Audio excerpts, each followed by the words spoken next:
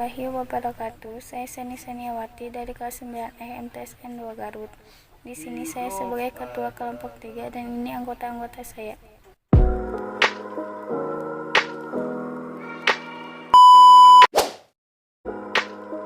Satu, Pondok Pesantren Pendidikan Keislaman dan Keaslian Indonesia. Pondok pesantren termasuk lembaga pendidikan yang sudah sangat lama ada di Indonesia sehingga begitu mengakar dengan budaya bangsa serta mampu mempertahankan eksistensinya dari berbagai ujian. Pesantren memiliki tata nilai yang akhirnya dapat membentuk sistem pendidikan dan mampu menyerap nilai-nilai edukatif lama yang telah ada dan membudaya sekaligus berkembang mengikuti kemajuan ilmu, pengetahuan, dan teknologi tanpa harus kehilangan jati dirinya.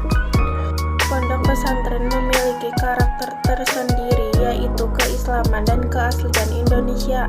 Maksudnya, sebagai lembaga pendidikan yang identik dengan keislaman sekaligus orisinal atau asli berasal dari Indonesia. Dengan ciri khas memiliki padepokan atau asrama untuk tempat tinggal peserta didik yang biasa disebut santri.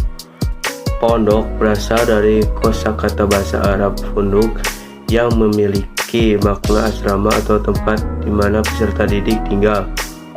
Adapun pesantren berasal dari kosakata lokal yaitu santrik yang bermakna siswa atau peserta didik. Dengan demikian, pondok pesantren merupakan perpaduan kosakata bahasa Arab dan lokal. Pendidikan pesantren sebagai sarana dakwah.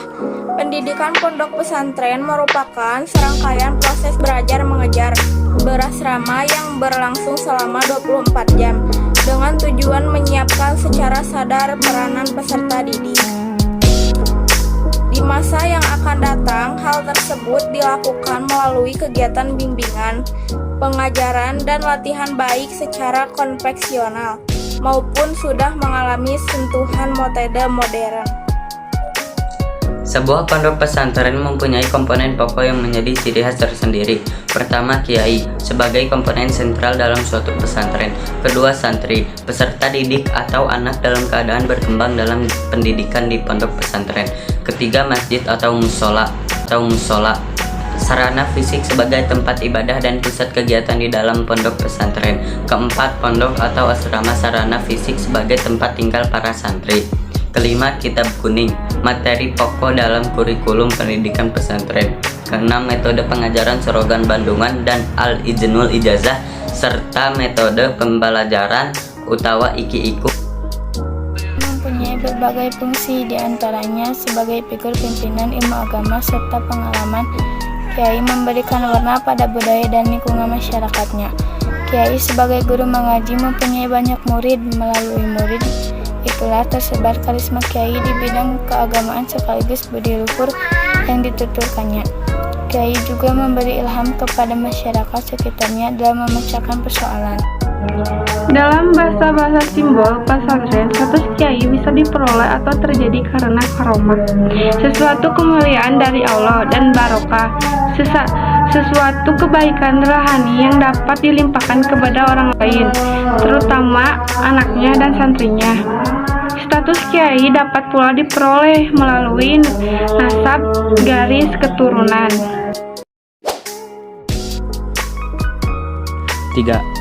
Pesantren sebagai para dai. Pesantren selain sebagai sarana dakwah juga memiliki peran yaitu pencetak para pendakwah atau dai besar di Indonesia adalah lulusan pesantren. Para dai lulusan pesantren turut serta menyebarkan ajaran-ajaran Islam dengan berbagai cara. 1. Sebutkan 3 bukti bahwa pondok pesantren mempunyai peranan penting bagi nusa dan bangsa.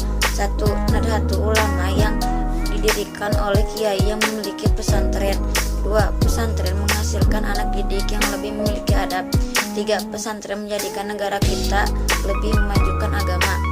2. Sebutkan nama 3 tokoh nasional yang juga merupakan alumni pesantren.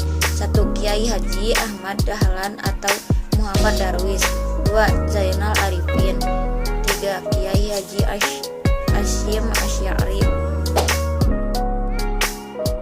Kesimpulan, pondok pesantren merupakan lembaga pendidikan Islam yang memiliki peran penting dalam pendidikan